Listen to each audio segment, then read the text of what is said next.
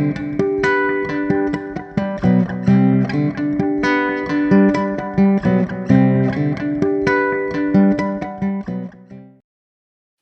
I'm Kim Overstreet, Senior Content Strategist with PMMI Media Group, and today I'm going to discuss a new report from PMMI Business Intelligence on cybersecurity in manufacturing. During the first quarter of 2020, cyber attacks targeting manufacturers accounted for 11% of all incidents across all industries, with losses in the hundreds of millions of dollars. By second quarter 2020, that figure jumped to 33%, and 28% of the total security breaches were at small businesses. The average cost of a cyber attack in 2020 was around $3.86 million. Despite these figures, many manufacturers are still not aware of risks that result from a lax approach to this issue. Cybersecurity for manufacturers is more than login security and email scams. Every sensor connected to a machine, every machine connected to a network, and every network connected to a centralized control system are potential pathways for cybercrime. There are two key areas of vulnerability in manufacturing environments. One is integrated production lines that use smart sensors and actuators to collect data, and the other is data storage, such as cloud and edge computing. Also, actions by a company's own employees, whether intentional or accidental, are often either the direct cause or play a large role in determining the success of an attempted attack.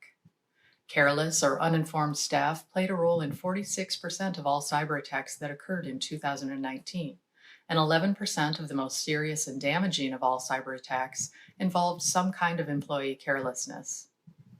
Some steps companies can implement immediately with employees include regular training, using a secure VPN, and implementing multi-level password authentications. Carrying insurance in the event of a cyber attack has also become a common practice for manufacturers. Ultimately, there are three main steps to increasing cybersecurity. The first is to analyze operational vulnerabilities. The second is addressing security gaps and lapses, and then properly segmenting networks, manage their access, and create and test a recovery plan. And the final step is proper personnel training. If you'd like to read more of the details presented here and to download this free report, visit the link shown below.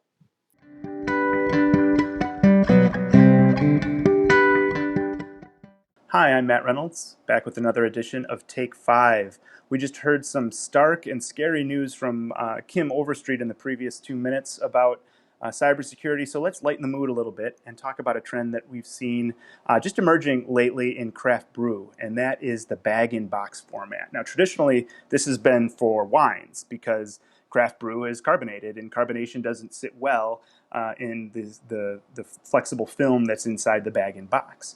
But another trend that's going on right now is towards ciders and also traditional, let's say, real ales or meads, older style, almost ancient style beers. One of those is Primitive Brewing out of Longmont, Colorado. They're doing an interesting bag-in-box with a lambic style ale that fortunately is flat. It doesn't have any carbonation that would render that bag-in-box style unusable.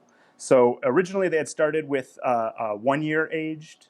They've moved to like 2 to 3 year aged beers because at that point, once you're getting to 2 to 3 years of age, it's eaten through all the sugars and created all the carbon dioxide, so there's not much fermentation going on.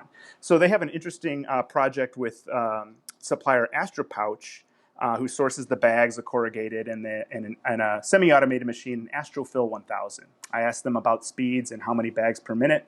They corrected me and said how many minutes per bag. So this is quite a slow process, but it's done with a non-pasteurized product that is going to be sold mostly in the brewery, and it's not going to be going through long supply chains or anything like that.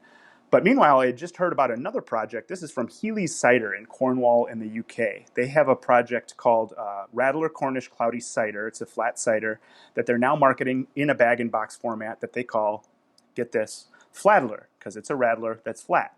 So, but this is a product that's pasteurized and it's intended for supply chains. So given that it's intended to go to travel, it needed a robust external box, corrugated. So it's using a 300 GSM, that's grams per square meter. It's a European measure that's much more robust. The corrugated itself is Smurfit Kappa barn staple, so that's important to note. And it uses an envelope style bag-in-box format. So those are two pretty interesting bag-in-box formats that we've seen recently, and something to keep an eye out for. I know I'm going to be heading to the Craft Brew Conference soon, and I'll be keeping an eye out for that.